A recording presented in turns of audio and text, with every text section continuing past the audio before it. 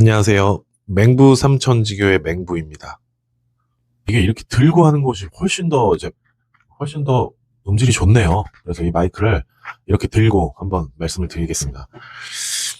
아이가 많이 질문을 하지 않는다. 일단은 부모님이 되셨다면 대화법을 먼저부터 익히셔 놓으셔야 됩니다. 그거 누가 알려주시나요? 네, 알려주시는 분들이 많이 없습니다. 그래서 제가 한번 영상을 만들어 보겠습니다. 자, 이제부터 잘 들어주십시오. 여러분도 이렇게만 하면 아이와 대화를 나누시면서 아이가 똑똑하다는 소리를 듣게 되는 마법 같은 상황을 느끼실 수 있습니다. 그리고 이 내용을 어머님께서 보고 계시다면 아버님께도 꼭 영상을 보내주세요. 근데 왜냐하면 가족 간의 대화법이 이제 동일해야지 그 효과가 극대화되기 때문입니다. 자, 이제 시작합니다. 어떻게 옆집 아이는 말도 잘하고 지식도 많고 똑똑한데 왜 우리 아이는 그렇지 않지? 이런 생각 해보신 적 있으실까요? 이건 타고나는 걸 거야. 아니면 옆집 순이네 부모는 스카이 나왔잖아. 학벌이 좋으니까. 옆집 순이네 엄마는 얼마나 극성인데 학원을 엄청 보내. 시작부터 결론을 말씀드리자면 똑똑한 아이는 타고나는 것이 아닙니다. 제가 확신드릴 수 있습니다. 그럼 강남 대치동 맹모들은 어떻게 아이를 잘 가르쳤을까요? 여러 이유가 있겠습니다만 그 중에서도 강남 대치동 맹모들은 대화법이 좀 다릅니다. 좋은 학원을 많이 보내고 좋은 가해를 많이 시켜서 아이들이 똑똑한 것만은 아니라는 겁니다. 우리 가족이 갖고 있는 대화의 방식, 이 대화법에 대해서 혹시 생각해 보신 적 있으신가요?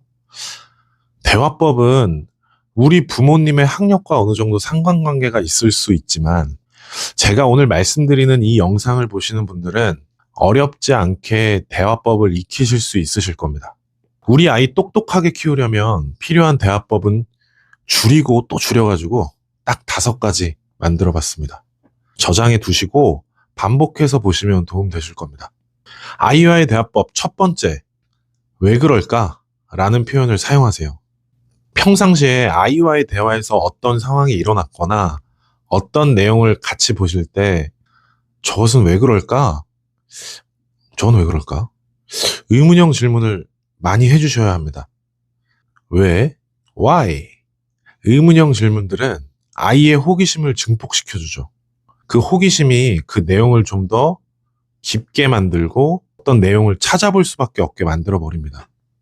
교육학에서는 그 유명한 교육자 블룸이 말하는 인지구조 체계에서 가장 최상위 단계인 평가에 해당하는 단계인데요. 지식, 이해, 적용, 분석, 종합, 평가의 순서로 인지구조가 체계화되어 있는데 이 왜 그럴까는 분석, 종합, 평가 단계에서 표현할 수 있는 부분이기 때문입니다. 그만큼 머리를 많이 쓰게 된다는 말이죠. 혹시 조금 복잡하시다고요? 그러시면 왜 그럴까? 저건 왜 그럴까? 이 대화법만 기억해 주시고 오늘 아이에게 꼭 질문해 보세요. 정말로 아이가 곰곰이 생각하게 되는 새로운 모습을 보실 수 있으실 겁니다. 그런데 왜 그럴까? 질문하셨을 때 몰라 라고 아이가 이야기한다면 평소에 대화법에 문제가 많았다는 증거이기 때문에 그러면 엄마도 이거 잘 모르겠는데 너가 찾아서 알려줄 수 있어? 엄마 궁금해 라는 대화법으로 대응해 주세요. 그러면 검색해서 찾아줄 겁니다. 또 여기서 내용을 꼼꼼하게가 아니라 대충 찾아서 알려준다면 평소 우리 아이와의 대화법에 문제가 있었다고 겸허히 스스로 평가하시면 되겠고요. 내가 우리 아이 어렸을 때 나한테 질문하면 내가 이렇게 표현했었나 생각해 보셔야 합니다. 하지만 이제부터 왜 그럴까라는 대화법을 자주 사용해 주신다면 서서히 우리 아이가 달라지는 경험을 하시게 될 거예요. 이런 바뀌는 과정을 한번 지켜보세요. 행복해지실 겁니다. 둘째, 아이와의 대화 시에 예를 들어 설명하세요. 엄마, SNS가 뭐예요? SNS는 말이지. 예를 들자면 일단은 SNS는 소셜 네트워킹 서비스라는 말의 줄임말이야. 그래서 우리말로 하면 사회적 네트워킹 서비스라는 뜻인데, 예를 들자면 간단하게 말해볼게. 친구들과 얘기도 하고 재밌는 사진이나 동영상 이런 걸 공유할 수 있는 인터넷 상에서의 공간이라고 생각하면 돼. 아, 그래도 좀 어려운데요? 그러면 일단 예를 더 자세하게 들어볼게.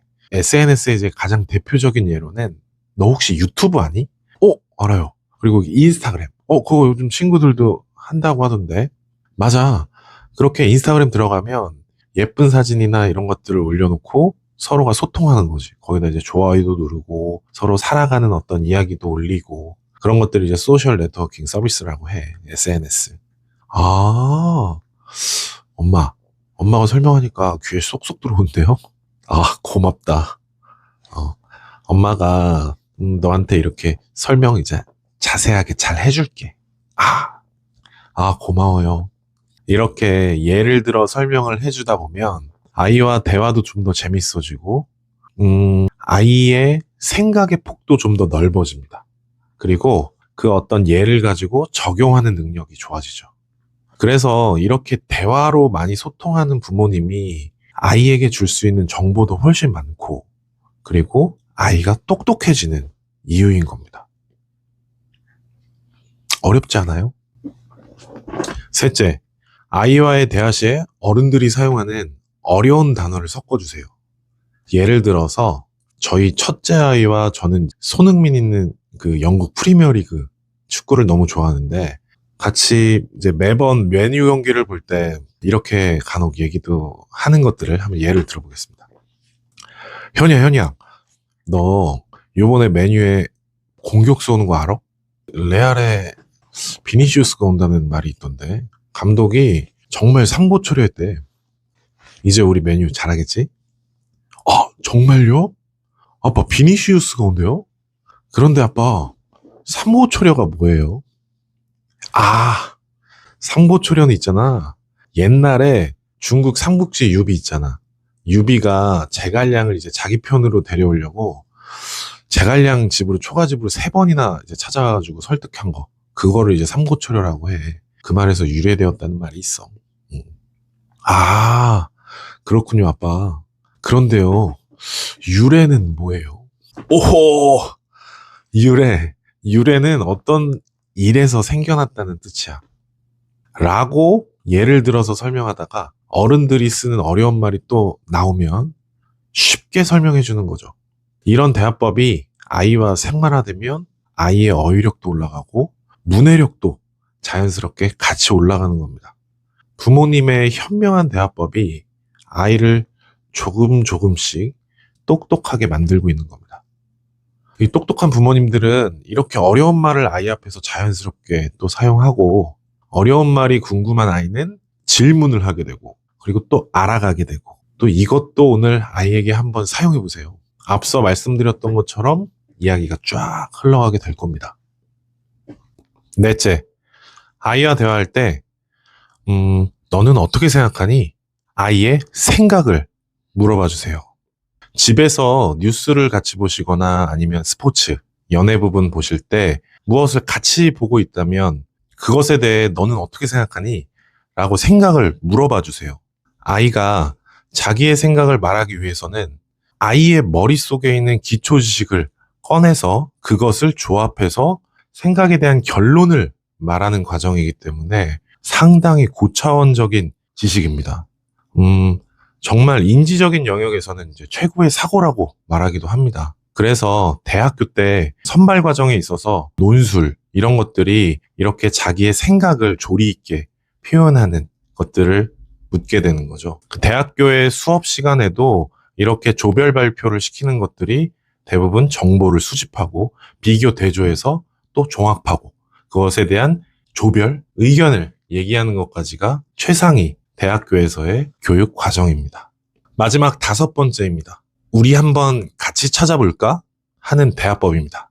아이에게 이렇게 질문도 많이 하고 서로 의견도 물어보면서 대화가 진행되다 보면 아이가 생각지도 못한 질문을 할 때가 있으시죠? 아니면 부모님이 모르는 부분에 대해서 질문을 할 때가 있을 텐데요. 이럴 때 참 난감하시죠? 이제는 절대 난감해하는 표정을 짓지 말아주세요. 이럴 때는 어떻게 해야 하냐면요. 그거 엄마도 잘 모르겠는걸? 진짜 좋은 질문이다. 이거 같이 한번 찾아볼까?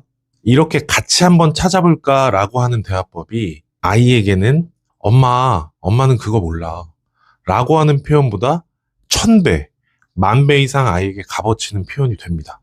그렇게 되면 아이는 엄마 아빠한테 질문을 하게 되면 어떻게든 내가 알고 싶었던 것을 알아낼 수 있네 라고 머릿속에 각인이 되면서 또다시 궁금한 것들을 찾아내려고 하게 되는 거죠.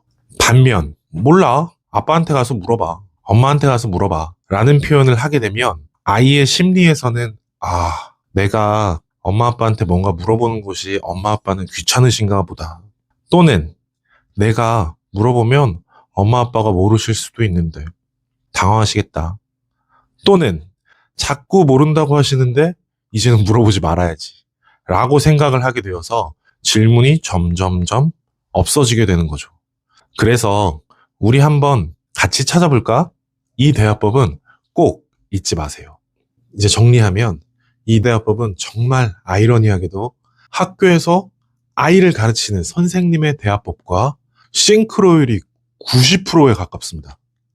그래서 이런 부모님과 함께 자란 아이는 학교에 가서도 선생님께 질문을 잘하게 되고 학교에서 학습하는 능력이 더욱 배가가 되겠죠. 정말 신기하고 재밌지 않나요? 그래서 엄마와 아빠가 비슷한 표현으로 아이에게 적용되었을 때 더 큰 시너지 효과를 일으킨다는 것 꼭 기억하시고요.